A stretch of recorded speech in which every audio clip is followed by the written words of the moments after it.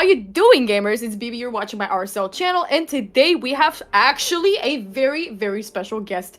I have told some of you in my clan chat, shout out clan, gets all the information first, that I'll be doing a collab these days, and guess who I actually have today with me, you guys? It is our dear friend, COB, who is my teammate in gameleap. COB, please say hi to the people. I don't know who's more nervous, me or you, man, but I'm glad to be here. I think it's going to be great. This is the first collaboration we've ever done, either of us, on any, with any other content creator ever, man. So it's going to be interesting, man, to see how this one comes out, you know? Yeah. I didn't know that it's your first too. Oh my god. No, I thought that you've been around for a while, right? So I thought that maybe you've done this with someone before, but okay, we're both newbies, man. We're both noobs. So what do we have today for the people? We're gonna be talking champs, right? We're gonna be talking epics. Is that what we chose to talk about today? What we're gonna be talking like what? We're talking like free-to-play epics. We're looking at epics that you pick them up in the early game on a free-to-play account in particular. They're gonna do crazy work for your account, and the idea is to like keep them accessible. You know, so none of that void shenanigans. Right. We're gonna be talking about epics that are you can pull from mystery shards, or if you get lucky, for that matter, and you stock up on secrets, and for that matter, no voids. And I will try to stick to the more accessible versions of the champions that I have in mind for, you know, for each faction, because I have several picks, right? I've kind of over prepared. Picked several champions based off what you pick, man. We're gonna be alternating, but I'm gonna try to stick to the more accessible, more low budget version, so that I don't get ripped off in the comment section. All right, let's get right into it, man. And before we do that, I just want to shout out our dear Corrado Fox Hunter, man, really quickly. You guys, if you haven't found out yet about this amazing offer for a beginner promo link, you are on the right channel, because today I will open your eyes to the most insane deal of 2025, you guys, with my beginner promo link, which you, by the way, can find in the description box below or in the pinned comment section. I'll put it in there so it's convenient for ya. If you start a new account in Raid Shadow Legends using my promo link, you can actually get yourself this amazing legendary champion, Corrado Fox Hunter, entirely for free. And all you have to do, really, is set up a brand new email, log on your PC, and plop that promo link in there, man. You won't regret it, because not just Corrado Fox Hunter, and hold on to that thought, you guys, Corrado will be waiting for you in your inbox as you start, but once you level up in progress on that account at level 40, 45, and 50, you're gonna get your hands on Fate, Romero, and Vergus, and that's how many in total? 4 completely free champions. If you click on my promo link, man, you won't regret it. Set up an alternative account today. Boom! Oh my god. I'm out of breath. I want to sign up with that promo link now, and I have the same one in my description box. That's how well you just sold that, baby. Okay, let's go into the yes, there we go, champion index. I just clicked on 3 different things. All right, I'm gonna give you the podium first, man, and I say we go from front to bottom. Shall we? Starting with the banner throwing me into the deep end. I've made no notes for this, so I'm just gonna go for it. I'm hoping that I don't like override any of your picks as I do this, but banner lords, I mean, you've got some insane champs. Even Giscard is like a champ that slept on quite a bit. Signy is, I think, spiked in value a little bit since the release of Chimera, but I've not seen anybody test her out. I mean, I don't know. I think I gotta go for the obvious, which is Stagnite, right? Stagnite is just absolutely insane. Was he your pick by any chance? He's amazing. My first pick, definitely. But go ahead, please, man. Tell us why Stagnite is any epic champ with a double hit at AO1, plus some decreased speed on the AO1 as well, is great. Just crazy utility into, I mean, everything. Just early account progression in general. And then on the A2, being able to place both decreased defense and decreased attack, strong versions on a single skill, on a 310. I mean, the guy's just insane everywhere. Like, decreased attack is amazing into, I mean, all of these debuffs are insane into basically all of the beginner dungeons, and he's going to be part of your team till stage 20 in basically every beginner dungeon. So, yeah, it's got to be Staggy, man. He's just so versatile, you know? Oh, he's great, and I love that shield too. Did we mention passive increases accuracy for each turn? Each time the ally has debuff resisted by an enemy, which brings up your resistance as accuracy. Sorry, God, what am I talking about? It brings up your accuracy as a whole for your entire team, not just for Stagnite. So that's some crazy combos with Stagnite on your team for sure, for sure. I'm gonna go for, man, I really wish I could go, I could double you up on that Stag Knight, but I guess I'm gonna talk a little bit about Ziggy just because I've pulled her, I've had the chance to play around with her a little bit. I guess I'm not gonna go as far to say that she's the best, because I'm gonna agree with you. Stag Knight might be better than Ziggy, but I'm a fan of that reflect damage, man. I love me some 30% reflect damage on all allies for 2 turns for that matter, and that comes with an increased resistance as well. And it's only a 4-turn cooldown once you book that out, and because she is an epic, and that particular skill only takes 2 books to book out. So if you're lucky, you know what I mean. A lot of reflect damage there, especially towards like tankier bosses. Especially Bomal in particular. She's helped me a lot with Bomal. So shout out Ziggy for that. And also, she has a... No, it's all good. I'm checking at champion reviews. I'm really surprised at how low they appear. You know, you think with a reflect damage buff, I mean, maybe it's the cooldown that's a little long, but she's got some utility into Chimera as well. With the reflect damage and the buff peel and the debuff peel from allies and the buff peel from enemies, you know, on the year 2. I thought she'd be a little bit better rated, I guess, but maybe we just crazy, you know. Maybe, and they also reset the reviews, isn't that right? Like in the beginning of the year, they're not the same anymore as they used to, so we're still waiting for some people to vote. Indeed. Shall we move on, man? Are you gonna go first for the high elves? Well, I'll have to. I gave you the podium for the first one, so it's only fair if I pick now. Okay. That makes it very easy because I'm immediately gonna shoot for Royal Guard, man. I think Royal Guard might be the best high elf. Epic. Free to play, epic. Let me just go over it very quickly. Well, mostly, man, it's that his damage scales off max HP is just great for all dungeons. Really, just a lot of Doom Tower bosses. Also, he brings like the most important debuffs. So he brings a decreased speed, right? For Fire Knight, this is amazing because it's also a quadruple hitter. And he has a strong decreased defense on the A1, right? Which is, again, it's a 50% chance, but you'll land it if you build him well. This A2 with the damage increasing according to enemy max HP, for me, makes him a great pick in basically all tanky, like Dragon, like... Okay, did we talk about that quadruple hitter being Fire Knight? Me, even Clan Boss, man. You could even put him in your Clan Boss. Is A3 into Fire Knight particularly? I suppose it didn't surprise...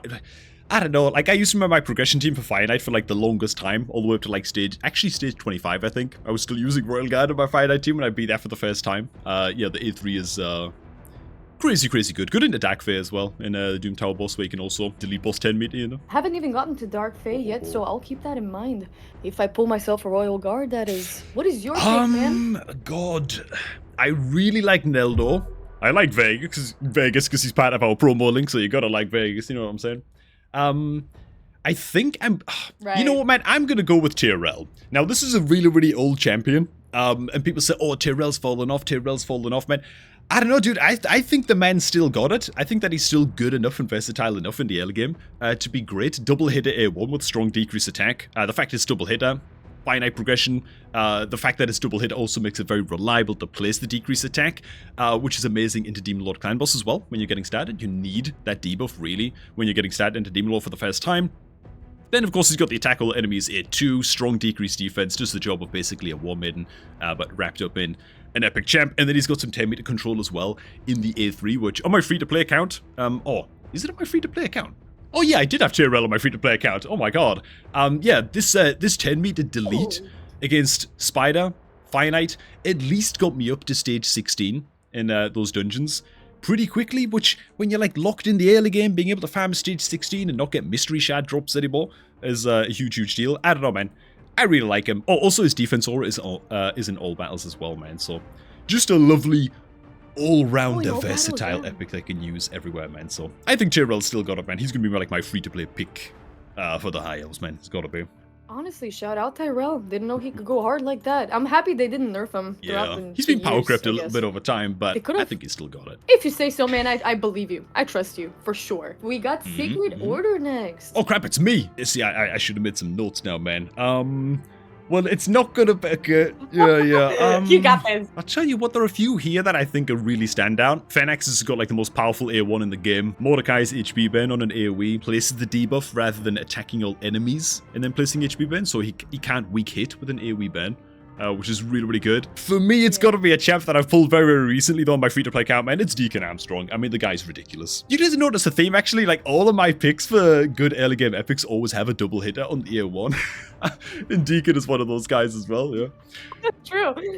Yeah, it just makes the debuff so much more reliable to land. In this case, it's a leech, so a bit of healing into things like Demon Lord, stuff like that, but just everywhere. Of course, his A2 as well. Attack all enemies, decrease defense. You'd love to see it. One of the most important debuffs to bring. But his A3 is just crazy, and like people way underestimate it, especially as new players. So it's bookable down to 310 cooldown. Fill the 10 meter of all allies by 15% and decrease enemy 10 meter by 15%. So that's great into Fire Knight, Spider's Den, all those places where you can affect boss 10 meter. But then he gets the extra 10, so it's not actually on a 310 cooldown, it's actually on a 210 cooldown, and then you couple that up with his speed aura being 19% in all battles. It's like, man, suddenly this guy is just mass controlling waves everywhere you go, as well as bringing key debuffs against bosses, so he's one of those guys that you're just going to use in basically every single team, man. So it's got to be Deacon for me, man. Honestly, I'm going to double you up on that, and I'm immediately going to agree with you, but I will still tell you what I was thinking of picking, if not Deacon.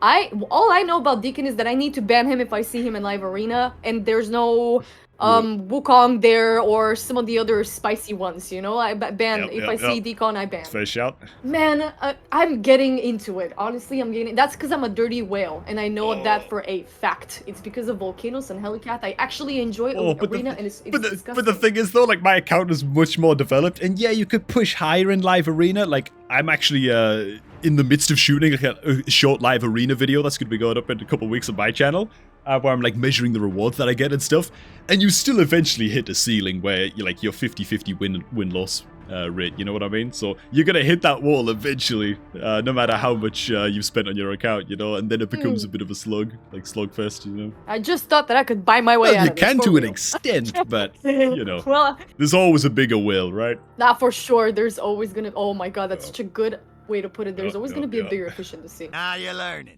Moving on to the I need to make a pick. Okay, we're getting distracted here. If it's not Deacon, we talked a little bit about Mordecai. I was considering maybe picking a Mordecai just because he's such a reliable burner, man. And also decreases the turn meter here of all enemies. That's AoE. Turn meter decrease is just really good, really good. I also kind of want to shout out Anchorite. I feel like people are sleeping on him. I picked him maybe as a potential third question mark pick. But why I want to shout out Anchorite just for a second. They recently, I think they've buffed him. That didn't used to be this way. I don't remember it being this way. But he fully heals a target ally now. And then places a 30% increased crit rate and crit damage buff on all allies for 2 turns. And that's a 4-turn cooldown, which is 1 book falling in it. And oops, I hit my microphone. And also cleanses debuffs. Even though it's a 1 random debuff from all allies, it is on the 3-turn cooldown. And increases the duration of all ally buffs by 1 turn on the same skill. Kind of rigged. Rigged Anchorite. I'm digging also the AoE on his A1. Even though it's not a hard hitter, he won't hit hard. He's just a really good support champ. I think it's worth a shout out. Also, if you pull a Wixwell on your account, you can use Anchorite as one of the buff duration extenders because of his A2. He extends the duration of all ally buffs, you know, on a 310 cooldown.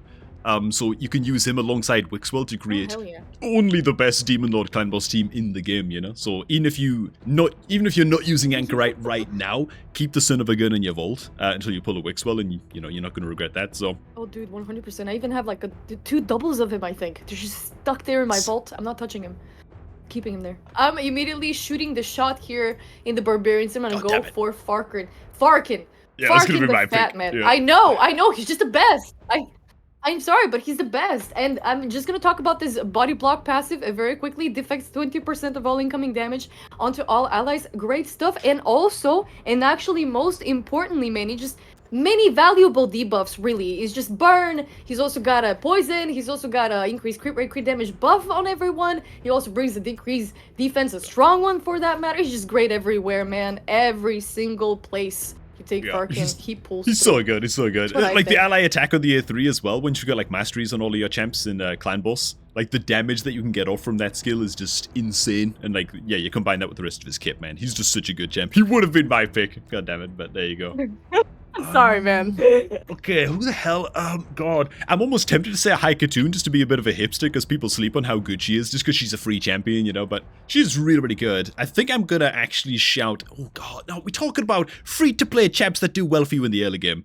Oh, you know what? I'm just going to make this very quick, man. I was going to go Alika just because of how hard she hits. She's like a super, super powerful single-target nuker, but her uses are a bit limited outside of that. Haikatoon's gonna be my pick, okay? Speed aura in all battles, speed buff 10 meter fail on the A2. She has a bit of 10 meter decrease on the A3 as well. For me, she's still an excellent, excellent champion to get 30 days in. Even the decreased speed debuff on the A1, man, like Haikatoon. I still actually use my Haikatoon in Brutal Hydra, by the way. Which is insane, Hydra, yeah, like ahead no of like way. other legendaries and like the occasional mythical on my account. I still use it just because I need the speed and it's like a barbarian focused team.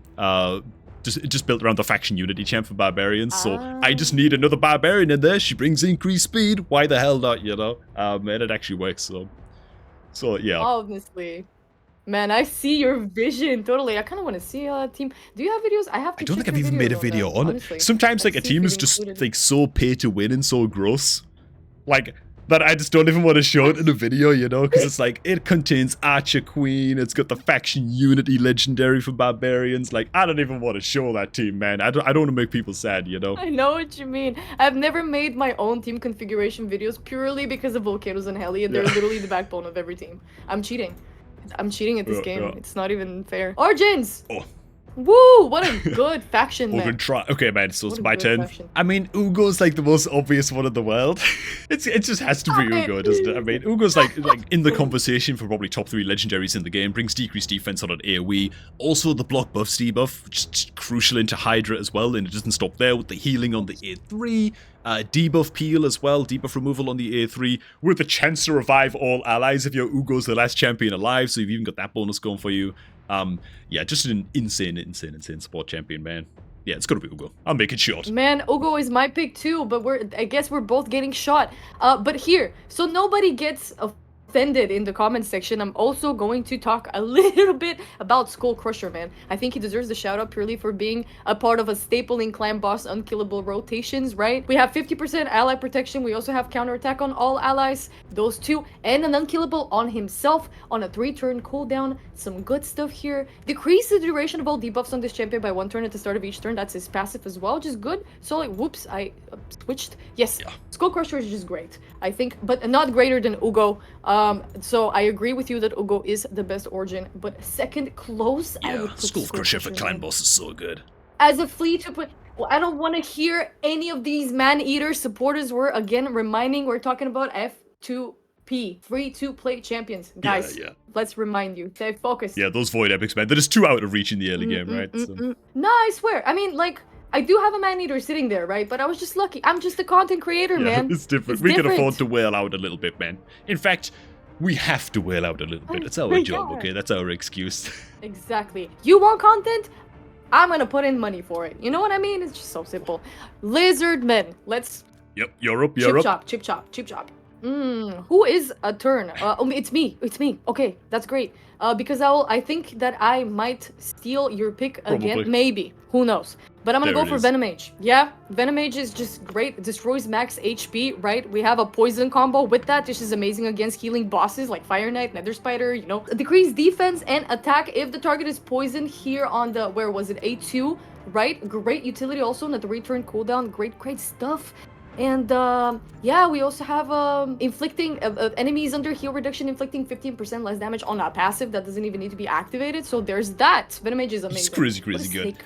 What I love about Venom Mage as well is that he has like a lot of longevity. Like he's great in the early game, but because he also brings a heal reduction debuff, you can use him into Amius, like the end boss of Cursed City. Like it's a very important debuff to use at just the right time in that fight. So he has like that longer term use. You can even build him a regeneration gear to solo dungeons later on and like farm dragon with like 4 food champions, you know. I think he can do it in dragon anyway, maybe up to like stage 20 or something. Maybe somebody who's built the solo carry Venom Mage can let us know in the comments, you know, just how far he can push. But all right, my pick, I think, I mean, Lizardmen isn't the strongest faction really in terms of epics. Venom Mage is a mid. Jareg is worth a shout out. Qui-Gon is also a great versatile support champ.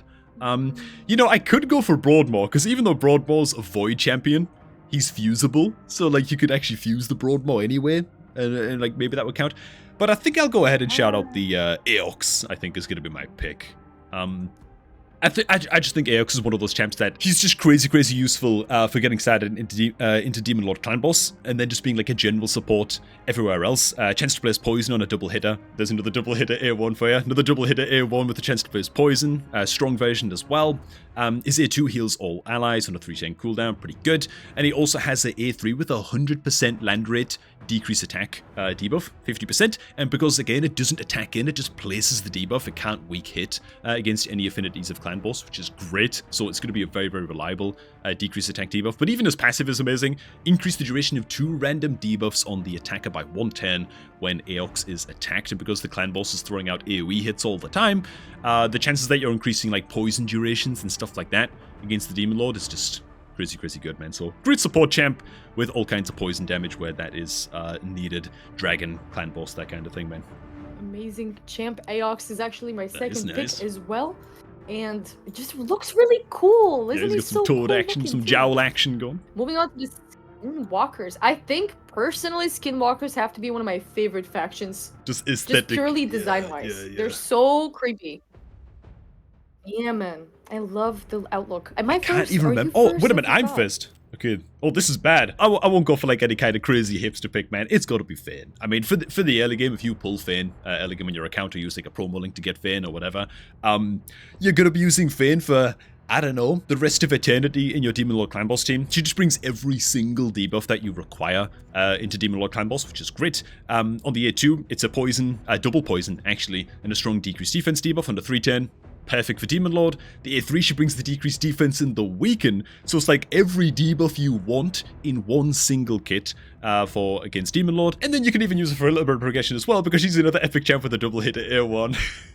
That's every single epic I've picked, I think, as a double hit at A1 now. It really is a pattern. Yeah, man. and it's a bit of It's 10 a meter pattern. steal. It's not the greatest, but it might help you get towards something like, I don't know, Finite Stage 16 or something like that before you find then a better 10 meter controller option that just brings a bit more to the table. But yeah, she's an amazing champ to pull, and the earlier you pull her, the better for Demon Lord, I think.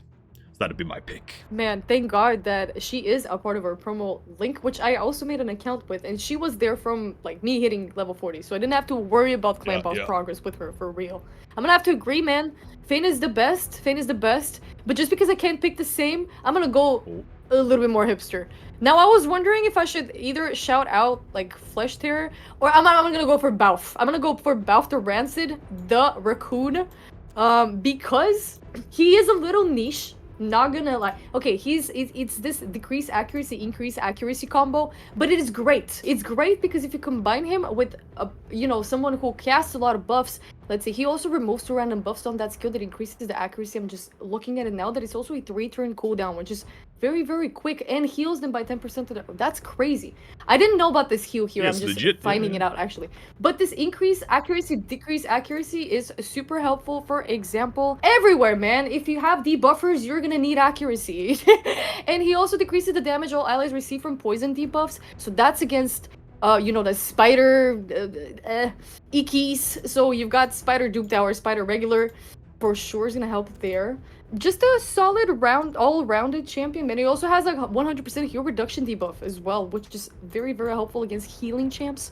So Fire Knight, does he have any double hitters? Yeah, Boom. his A1 is a There it double is, hitter, man. there There it you go. So that's that. A little werewolf raccoon He's a great hybrid. champ. I like Bauf.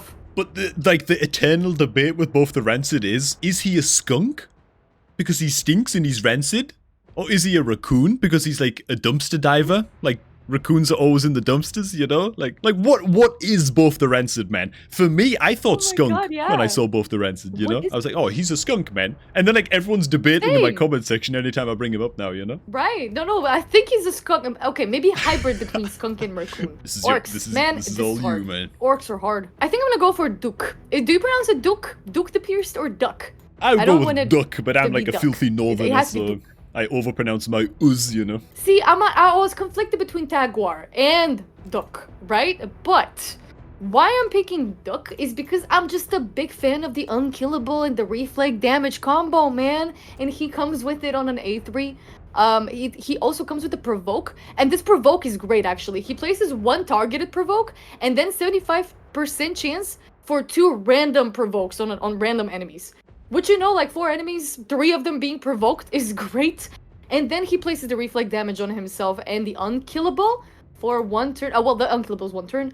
Reflect damage 2 turns. And moreover, he comes with 2 of the most important debuffs, decrease attack and decrease defense, in the same skill. So he's midgetating a little bit of that damage that comes your way, and he's taking a little bit off that damage that comes your way. And then a double hitter on his A1 with a decreased accuracy chance. I can't help but give a nod of approval for that double hitter A1. It's becoming a theme. Yeah, he's an awesome champ. Love him. Actually took him up to, I think, just 50. Yeah. And with a few Awakening stars, he does the job for me in the Faction Wars just at level 50 even. But if you pull him early game, yeah, I mean, you're going to use him everywhere. Kind of like a Stag Knight-ish situation with Duck, I think, where, yeah, he doesn't bring the decreased speed A1, sure, yeah, but he brings the Provoke instead, so it's a trade-off, but he's a damn good champ. How about you? It's got to be between the 2 revivers, man. You've got Tagore and Yorg, who are like the 2 rival revivers, I guess. They're both amazing at what they do. Who brings the increased speed? It's Tagore. Okay, I think I gotta give it to the Tagore, just because he brings the increased speed, and that's such an important buff. Like, speed is just the king of all stats in Raid, as we know. Also brings some healing as well on that same A2. It's a 310 cooldown. Amazing stuff. And yeah, and then also revives as well on the A3. All dead allies, of course, on just a 510 cooldown as well. Oh, he actually does bring, and it's a double hit at A1. I forgot all about that, but there's another one. Places increased defense buff for 2 turns on the ally with the lowest current HP. It's quite an interesting A1, I guess. Interesting to have. Not like defining or whatever, but I don't know, man. Old Hermit Yorg versus Duck is like the... Oh god, I almost want to change my mind. I forgot Old Hermit Yorg has an HP ban on his A1, which is like really key. I mean, different stripes for different types, man. These 2 are like a tie for me as far as I'm concerned. You get increased attack instead on Old Hermit Yorg, and he actually buffs with Perfect Veil when he revives 2 allies as well. So it's like, oh, I don't know, man. Like, they're both good for slightly different things, but they're both incredible revivers, man. I want to give it to both of them, but I guess I'll give it to Tagore to not sit on the fence, man. So you pronounce it Tagore, not Taguar, like I've been pronouncing it for That sounds like months. A fancy, like, Japanese dish or something, you know? Bring out the Taguar, you know? It really does. Yeah, that's what it reminded me of, yeah. Alright, you guys, well, if you want to see part 2, you should go over to COB's channel and watch us ramble about the rest of the best free-to-play epics in every single faction, you guys. And I mean, I hope you watched this. I hope you I hope you enjoyed this, man. And I'll see you guys again in the next one. Cobb, do you have anything to say to our people? Just that I'm proud of your journey so far, baby. It's been a few short months, but you've learned a lot about the game already. And you're my Padawan in this situation, so I'm proud to see how far you've come. Oh, thank you so much. No, it really means a lot. I've been working hard. But it all is thanks to you and the people in the comment section that helped me out. You guys, you've been so supportive throughout this journey, and I really couldn't have made it without you. Genuinely. And you, Cobb, too. So thank you so much for this whole thing. Really. Now I can go cry in my room. You're making me blush. Oh, man. How wholesome. Well, okay. That's that. Mario, do your magic. I'll catch you guys again in the next one. Bye!